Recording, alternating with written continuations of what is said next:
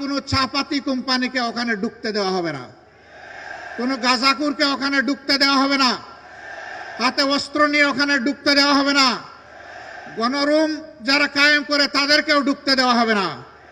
শিক্ষা প্রতিষ্ঠানে টেন্ডারবাজি চাঁদাবাজি যারা করবে তাদেরও কোনো ঠিকানা শিক্ষা প্রতিষ্ঠানে হবে না। শিক্ষা প্রতিষ্ঠানে শুধু শিক্ষা, শিক্ষার চর্চা আর গবেষণা থাকবে।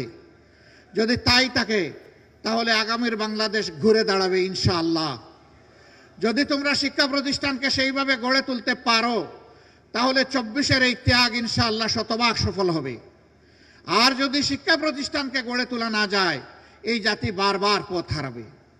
এই জন্য পথ হারা জাতিকে এখন পথের উপর টেনে উঠানো তোমাদের দায়িত্ব। এই জন্য আমরা তোমাদের সাথে আছি। এই যুদ্ধে যেভাবে 24-এ আমরা তোমাদের সাথে ছিলাম 36শে জুলাই পর্যন্ত, আগামীতেও তোমাদের সাথে থাকার অঙ্গীকার আমরা ব্যক্ত করছি। তোমরা এগিয়ে যাও, আমরা তোমাদের সাথে আছি ইনশাআল্লাহ। ইসলামী ছাত্র শিবিরের উদ্দেশ্যে আমি বলতে চাই, এখানে স্লোগানে লেখা আছে সততা, দক্ষতা, দেশপ্রেম। এই তিনটা জিনিস যাদের অন্তরে থাকবে, বুকে থাকবে, তারা ইনশাআল্লাহ জাতিকে ভালো কিছু দিতে পারবে। 77-এর 6ই ফেব্রুয়ারি ঢাকা বিশ্ববিদ্যালয়ের কেন্দ্রীয় মসজিদ থেকে এই সংগঠনটির যাত্রা শুরু হয়েছিল। 2010 সাল পর্যন্ত ছাত্র শিবির তাদের বৈধ রাজনৈতিক একটা ছাত্র সংগঠন হিসেবে তাদের অধিকার প্রয়োগ করে সদস্য সম্মেলন করতে পেরেছে।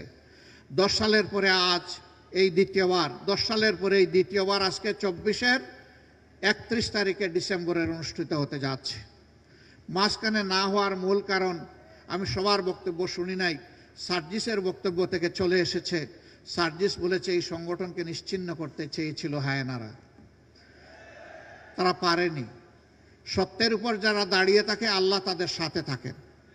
ইসলামী ছাত্র শিবির সত্যের উপর যতক্ষণ দাঁড়িয়ে থাকবে ততক্ষণ আল্লাহ তাআলা তাদের সাথে থাকবেন।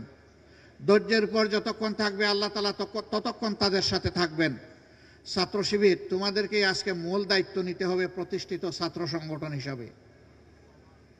শিক্ষাঙ্গনে নৈতিকতা ফিরিয়ে আনা এবং শিক্ষাঙ্গনে শিক্ষার পরিবেশ ফিরিয়ে আনা। আমি তোমাদেরকে অনুরোধ করব এই দুইটি গুরু দায়িত্ব তোমরা কাঁধে তুলে নাও। এতে যত স্যাক্রিফাইস তোমাদের করতে হয় সেই স্যাক্রিফাইসের জন্য তোমরা তৈরি থাকো।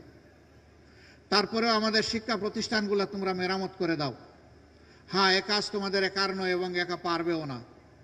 এই কাজের জন্য যারা আগ্রহী, সত্যি যাদের মনে সততা থাকবে, যাদের সেই দক্ষতা আছে এবং দেশপ্রেমের ব্যাপারে যারা আপোষহীন, তোমরা সবাই মিলেমিশে হাতে হাত ধরে এই কাজটি করবে। এটা তোমাদের প্রতি আমাদের অনুরোধ।